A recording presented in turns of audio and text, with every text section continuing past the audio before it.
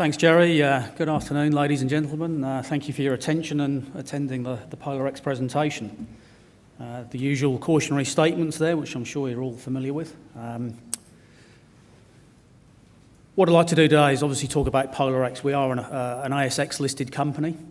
Our project portfolio is exclusively in the United States.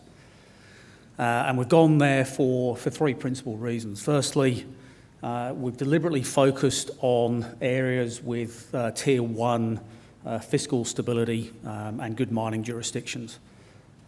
Secondly, we've wanted to focus on areas that have Tier 1 geology, certainly in terms of both of our projects in Alaska and Nevada. We believe we're in one of the most prolific mineral belts in the world. And then thirdly, and in ideal situations, we want to have projects where there hasn't been a great deal of previous exploration. So basically immature areas, but within known mining camps. And what I'd like to do over the next 10 minutes or so is just go through both of these projects and explain how they both fit those three criteria. We do have two project areas. As I said, Alaska, that was the first project we acquired. We've been involved in that for almost 4 years now. It comprises two projects within that. The 100% owned Stellar project, which we acquired in 2017. That includes a known high-grade skarn resource at Zackley, about 3.5 million tonnes at 1.2% copper, 2 grams per tonne gold, and almost half an ounce per tonne silver. We've done a lot of drilling there over the last 2 to 3 seasons. We believe that system has significant upside, and I will be showing you some of that later this morning. Stellar is also very prospective for much larger porphyry copper systems, and that was the original driver for getting into the project. And the sort of the proof of concept there, other than the presence of the Zackley skarn, is a single drill hole that was put into the Mars prospect in 2019, which cut 102 metres at 0.22% copper, 0.1 gram per tonne gold, with porphyry B-style veins in a mafic intrusive host rock. So we know we've found porphyry mineralisation there. The next stage of that is to drill that hole deeper and drill other holes around it to build on that discovery. We also have the Caribou Dome property in Alaska. It's adjacent to Stellar. We have an earn-in option there to earn between 80 and 90% of that project. That includes the 2.8 million tonne at 3% copper Caribou Dome resource itself. That is a distal VMS style of deposit, open at depth and along strike, and with a number of untested targets nearby. And then we move on to Humboldt Range. Now, Humboldt Range is in Nevada. It's a new project that we've secured through an exclusive option. We only announced this about 4 weeks ago. It's located between two large-scale existing gold and silver gold mining operations, both active heap leaches. It's an area where the same family has owned the mining claims for almost 70 years. It's had very little modern exploration, but it has some outstanding high-grade gold and silver in narrow epithermal veins at surface, and great potential for those veins to merge, including their alteration halos, and may have the potential for bulk mining proposition. So I'll give you some more information on that. Just a little bit about management and the company before I do that. Management's got a good set of skills there, both technical and commercial. I won't go through the details there. It's on the presentation for you to read. But as I said, myself and Jason Burton, our technical directors, both have extensive experience in both large companies and small companies. And our chairman's been at the helm of a number of companies that have gone on to become successful producers. We recently completed a $5 million capital raising. That was settled yesterday. So we've now got about 666 million shares on issue and about $5 million in treasury, no debt. Strong institutional support from the UK, from the US and Asia, and a number of Australian shareholders. And a tightly held stock, so the top 20 own 2/3 of the company. Right, let's talk about the project. So I'll start off with the new kid on the block, Humboldt Range in Nevada. You can see there the project is located relatively close to Reno. It's about a 2.5-hour drive. It's adjacent to the I-80 interstate highway, so very easy to access. And as I mentioned previously, the project there lies between two active mines, the Florida Canyon gold mine, 5 million ounces in past production and resources, currently producing about 100,000 ounces a year. And then to the south, the Rochester silver gold mine, which produces about 3.5 million ounces of silver and 30 to 40,000 ounces of gold a year. Both of those are fully permitted heap leach operations. We have two blocks of claims between there, the northern block, which is Black Canyon, the southern block, which is 4th of July. 4th of July looks like a little bit of a patchwork there. That's something that we are in the process of improving. We've been actively staking in the area, and we'll put out an announcement on that when that exercise is complete. We have these under exclusive option.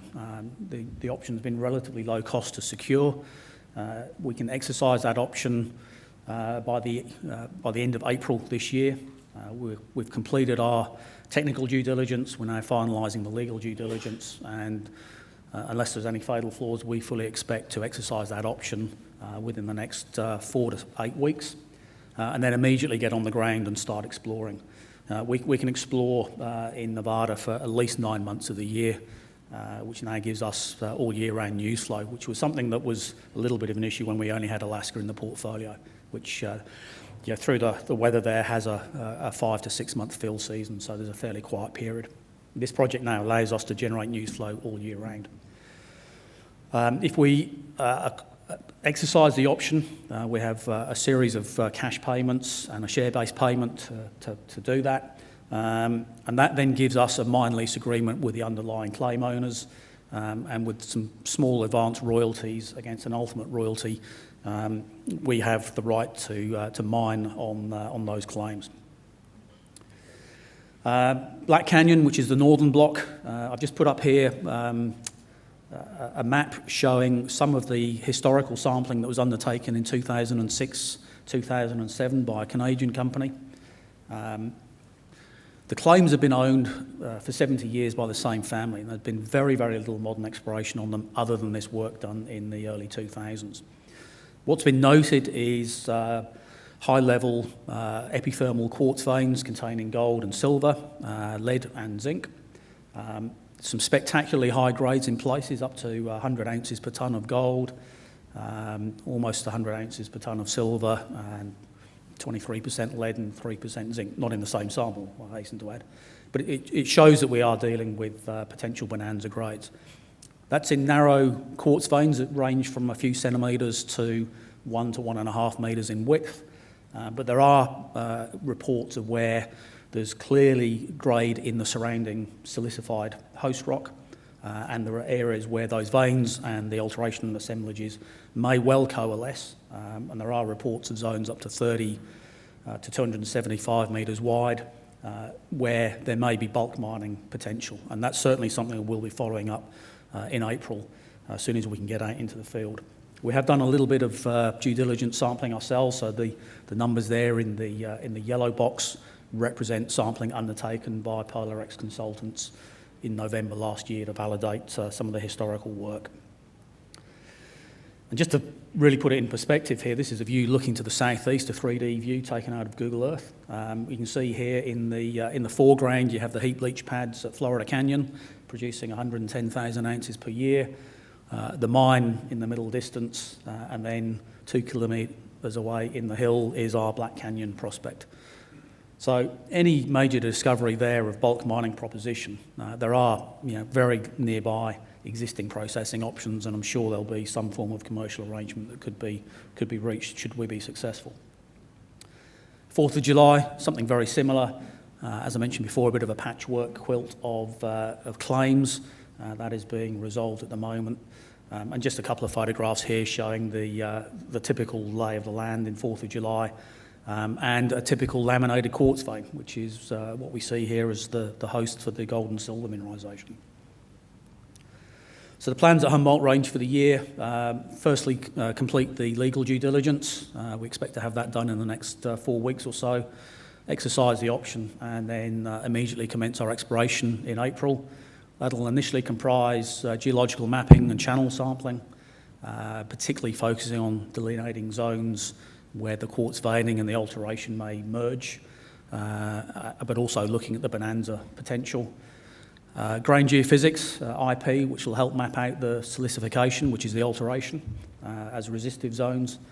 And we want to be in a position that we've got targets generated by the third quarter so that we are able to drill late third quarter and fourth quarter this year, which would be after any work that we do during the Alaska field season. So that's Nevada. Just briefly on Alaska, our project there, Alaska Range, is easy to access. It's about a 6-hour drive from Anchorage. We're about 100 miles south of Northern Star's Pogo mine, so there's a significant Australian presence not far from us. South 32 have got a major joint venture a few hundred miles to the northeast of us as well. So there's certainly quite a lot of Australian presence now in Alaska. The project comprises 2 claim blocks. So the northern block, Stella, as I mentioned before, we own that 100%. We see that as a porphyry and porphyry-related area. And then to the south, Caribou Dome, which is more of a VMS terrain. We haven't done as much work in Caribou Dome recently, but that's something we will be working on this year. And most of our work is focused to the north, largely around Zackley, but also on some of the porphyry targets. Zackley itself, the image here on the top right-hand side is a long section, looking at the western 3 kilometres of strike length. You can see the resource covers about 1 kilometre of strike length, and then there's only very shallow drilling further to the east from that. We've done more drilling in 2020, and with further drilling we expect that to significantly expand. The current resource is about 3.5 million tonnes. Certainly not big enough yet to justify a mining operation, but something we believe has the potential to significantly grow. And that's demonstrated on this image, which is a plan view of all of the drilling undertaken to date. You can see the red line on the left-hand side there. That is about 1 kilometre of strike length of existing resource. That extends down to depths of... the drilling really only goes down to about 350 to 400 metres, and it's still open at depth. It's still open plunging to the north. As we move further to the east there, and picked up by high-resolution magnetic data, we can see a series of structures marked by very strong magnetic gradients, and almost all of the mineralisation to date is spatially associated with those. And there's a significant strike length there that is yet to be properly drilled, and some of it's not been drilled at all. So we have a resource over 1 kilometre of strike length. We have some sporadic drilling over another 1.5 kilometres of strike length, and then we have 2.5 kilometres of strike length of structure that is completely untested. So we believe this will be a growing asset. The next stage of work there is to do some metallurgy, just to evaluate the potential for gravity separation of gold and the flotation characteristics of the copper after that. And that will give us some ideas about whether we may be able to co-process with the copper-only ores from Caribou Dome. Caribou Dome itself, as I mentioned, small but high grade, particularly in the top 150 metres. The resource there is just under 1 million tonnes at 4.5% copper. There may be opportunity to see this as a satellite operation to Zackley if we can grow Zackley to be big enough to justify the cost of putting a processing facility in place. And that's why we're doing the MET program at Zackley this year. There is upside at Caribou Dome. Certainly a long strike, down dip, and a number of untested IP and geochemical targets. And then finally, the porphyry potential at Stella. This is the slightly longer term, real huge upside. We have consistent geochemistry here, very large copper in soil anomaly extending over 10 kilometres in length, with a number of overlapping copper, gold, moly, silver anomalies, exactly what you'd expect to see in a porphyry camp. Zackley, as a skarn, a clear indication that the right processes have operated. And the first and only drill hole into the Mars prospect has hit porphyry mineralisation at a depth of just over 300 metres. That hole ended in mineralisation at the end of the 2019 field season, and so that's something we'd like to extend. And we are currently seeking JV partners to help us fund the porphyry exploration programs, just due to the sheer scale of that exploration. Quite a lot of work coming up in the year. I won't go through the details there. I think you can all see that. It is this presentation has gone out on our website today, so it's there for everybody to see. But basically, ongoing work from April all the way through to December this year in the field, all years round news flow, which is something new for us. So hopefully you've got a bit of a better feel for who PolarX is and where our projects are, and we look forward to keeping you updated with progress later this year. Thank you.